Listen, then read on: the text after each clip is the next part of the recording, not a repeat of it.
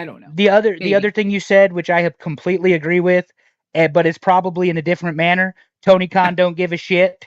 When he's letting his wrestlers work independence, Yes. Tony Khan don't give a shit. Let's face it, you've worked for WWE, Japan, WCW. You guys were never allowed to work outside No. the company that you were No. under contract for because it's a No. liability and it's somebody Yes. else's show. Yes. So he I does. respected WWE that way because you are their product. It's kind of like Yep. having you play football for the Vikings, but you're going to go down and play for Jacksonville. Like, Yeah. no, that ain't going to happen. You're No. not going to fill Exactly. in. I'm sorry. It's the same thing.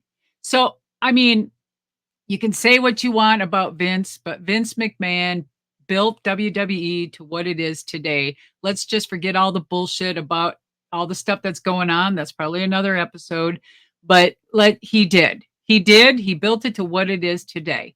And because of his policies, hopefully like that one anyway, the good one that kept everybody in check.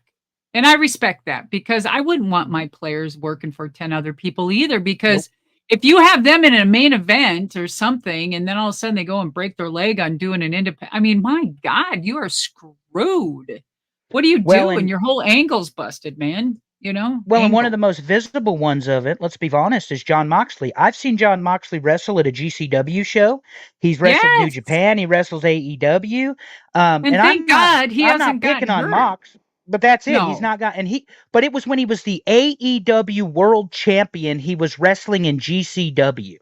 Um, a Mhm. unique circumstance for sure. These Um, are just our views and how we feel and what I think, what I would do. And I thought, Vince ran it right. I mean, I would never allow my talent to work for any other. Zero. And so, and there's another thing good about Vince that, or I should just say WWE now, is that they at least fly you in the day before the event. They never fly you in the day of the event because something yep, could happen, right? And exactly. still to this day, all these promoters that book me, like my whole year long book tour, The Woman Who Would Be King, available on Amazon, by the way, is like, I always said, I gotta, like, the gig was on Saturday, I fly in Friday. I just don't do business that way, especially the way traveling is nowadays. So, but anyway, so that's the whole part of Dark Side of the Ring. And you got Ric Flair now.